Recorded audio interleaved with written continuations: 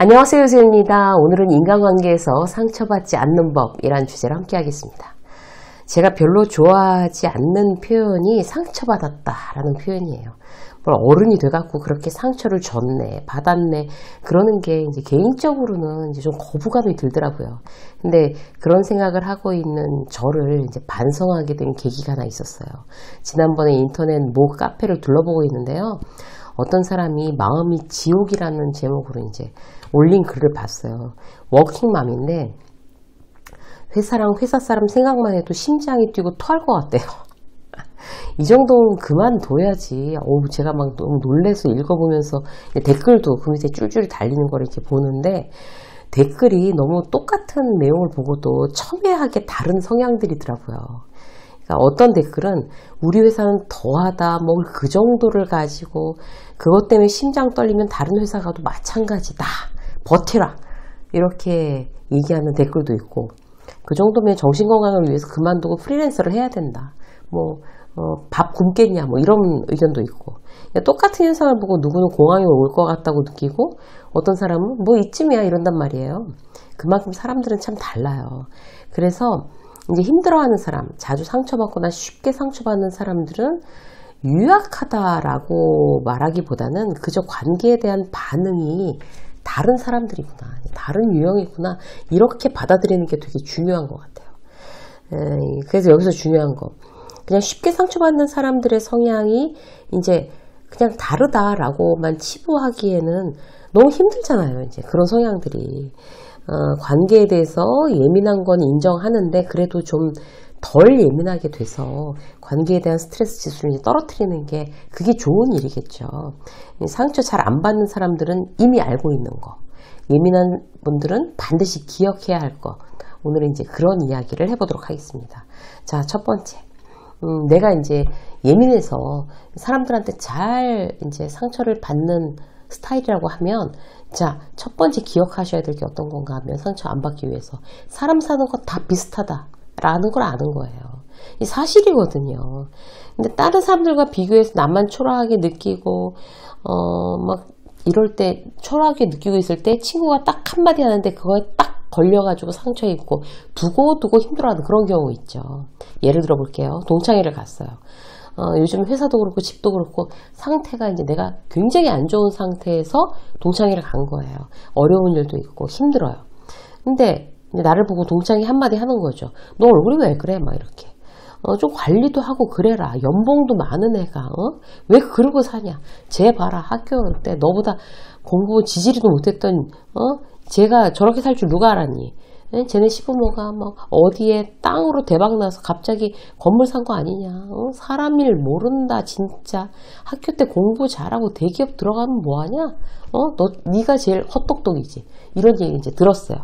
그러면 원래 생각 없이 말하는 친구인 줄을 아는데 다른 때 그렇게 얘기했다면 그냥 뭐 웃고 말았을 걸. 왜 사람이 힘들 때는 별거 아닌데도 이제 울컥할 때 있잖아요. 그래서 무슨 말을 그렇게 해? 막 이러면서 이제 오랜만에 만나서 너는 말을 그렇게밖에 못하냐? 막 이러면서 신경질을 내서 갑자기 동창회 분위기 쎄해졌어요. 그렇게 동창회가 엉망이 된 거예요. 그럴 수 있어요. 살면서 얼마든지 그런 경험을 할 수 있죠. 이때 친구의 말 때문에 이런 식으로 상처받을 필요 없다는 거예요. 그럴 때는 어떤 마음 습관을 떠올려야 될까요? 나 빼놓고는 다 잘 사는 것처럼 보일 때 있잖아요. 근데 사실 그렇지 않다라는 사실을 떠올리는 거예요. 자랑하고 행복해 보이고 저 사람은 어쩜 저렇게 근심 걱정이 없을까? 부럽다. 이런 사람도 사실 다 속사정을 들여다보면요. 나만큼 힘들어요. 그냥 남들한테 티를 안 내는 것 뿐이지. 시부모 때문에 유산 많이 받은 그 친구가 고민이었고 마냥 행복하기만 하겠어요? 아니란 말이에요. 제 지인 중에 정말 돈 많은 분 있어요.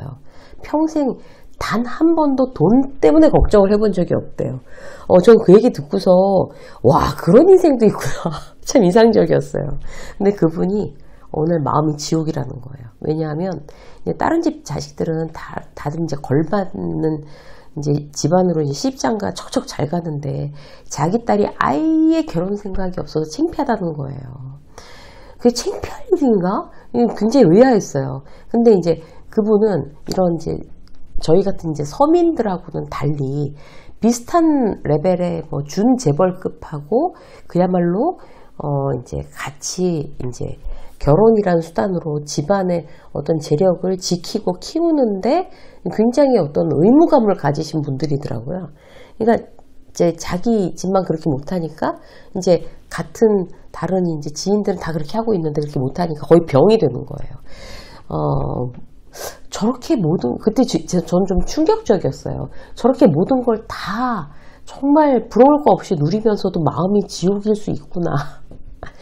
그러고 이제 생각했어요. 사람 사는 거 다 똑같다, 이렇게. 또 다른 지인은요, 이제 대학병원 의사예요. 공황 증상이 왔어요, 그분이. 매일 이제 환자만 보고 있는 게 너무 싫은데, 그냥 어쩔 수 없이 계속하다 그렇게 됐대요. 그러니까 누구나 부러워하는 직업도 그렇게 본인은 괴로울 수 있는 거잖아요. 누구나 비슷한 분량의 짐을 지고 인생의 힘든 구간을 누구나 공평하게 그렇게 건너가면서 사는 거예요. 그 폭삭 속았수다, 거기 그 유명한 드라마, 거기서 이제 학시 아저씨가 너 뭐 돼? 이런 대사 있잖아요. 그게 맞아요. 너 뭐 돼? 이게 무슨 뜻이에요? 다 똑같다는 거예요. 다 똑같다는 거. 나만 초라하거나 나만 힘들다고 느껴질 때 그래서 이제 누군가의 말에 의해서 상처 입을 때 저 사람의 겉모습만 보고 저 사람은 다 괜찮은데 나만 왜 이래? 이렇게 생각하니까 상처가 되는 거죠. 모양은 다르지만 다들 동일한 무게의 짐을 지고 간다라는 걸 떠올리는 거, 나 스스로한테 쓸데없이 이제 쉽게 이제 상처 주지 않는 그런 방법이 되겠습니다. 자, 두 번째, 지금 겪고 있는 건 과정일 뿐이라는 거를 아는 거예요. 살면서 실수할 수도 실패할 수도 있잖아요, 그죠? 근데 그게 뭐예요? 인생 과정이에요. 그냥 과정. 그 실수가 나를 그냥 결정하지 않아요. 이걸 알고 있어야 이제 상처에 있어서 방어력이 있을 수가 있어요, 내 마음에. 예를 들어서 이제 회사에서 이달 내 실적이 엄청 안 좋다고 치자고요. 안 그래도 기분이 다운되어 있는데 이제 팀장이라는 사람이 빈정대는 거예요.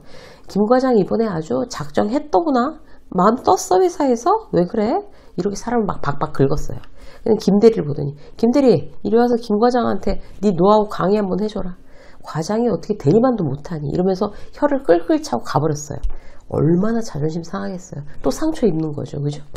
이럴 때 어떻게 해야 될까요? 그야말로 이제 팀장이 쏜 독화살에 심장 맞고 막 하고 뭐 장렬하게 막 전사해요? 그거 아니죠. 누구 죽으라고 장렬하게 전사하겠어요. 그죠? 이때 떠올려야 할 것은 지금 내가 겪고 있는 건 내 직장 생활의 성공을 위한 하나의 그냥 구간, 하나의 과정일 뿐이다라는 걸 떠올리는 거예요. 지난달 실적 안 좋은 게 내 존재 전체를 평가할 만한 일은 아니잖아요. 당연히. 그걸 잊으면 안 돼요. 그리고 대리한테 배우라는 팀장의 이야기도 나를 자극하는 이야기이긴 하지만 그게 팀장이 리더 자질이 없다는 의미지 내가 대리만도 못하다는 거를 증명하는 이야기는 절대 아닙니다. 그런 말에 휘둘리거나 패배의식을 갖지 않는 것으로 내 마음을 추스려야 된다는 거죠. 그래서 지금 오늘 뭔가 내 뜻대로 일이 잘 안 돌아가고 실수하고 실패해서 누군가로부터 그런 비난과 질책의 얘기를 들었다 하더라도 내가 진짜 잘못한 부분을 인정해야죠. 그건 분석해야 하고 노하우로 삼자 결심하지만 정말 상대의 어떤 독화살 같은 그런 이야기는 이 모든 것이 과정이다 라고 생각하면서 그냥 이렇게 흘려보내야 돼요. 이렇게 피하고 이렇게 피하고 이렇게 한두 번 해서 익숙해지겠어요? 그럴 때마다 마음을 다 잡고 내 스스로 훈련하는 거 꼭 시도해 보시기를 바라겠습니다. 자, 세 번째, 상처 입지 않으려면 어떻게 해야 돼요? 나 스스로한테 휘둘리시면 안 돼요.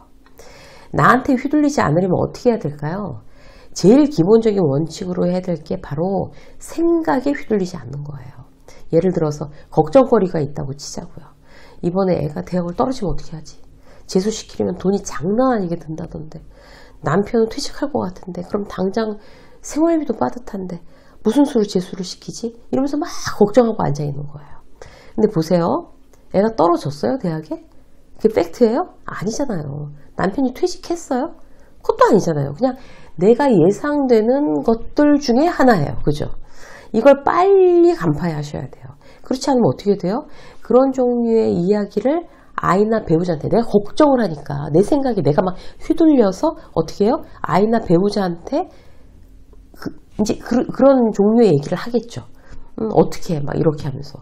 그럼 그런 얘기를 하냐고 상대는 짜증 내겠죠. 그럼 말싸움이 되겠죠. 그게 상처가 될 수 있다는 얘기예요. 그래서 관계 상처는 누가 만들어요? 일부는 내가 걱정하는 그 습관이 만드는 거예요. 내 생각이 만드는 거죠.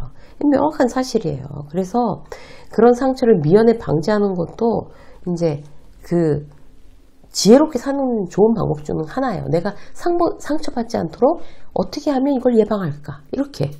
그래서 걱정을 짧게 하는 게 중요해요. 한 5분?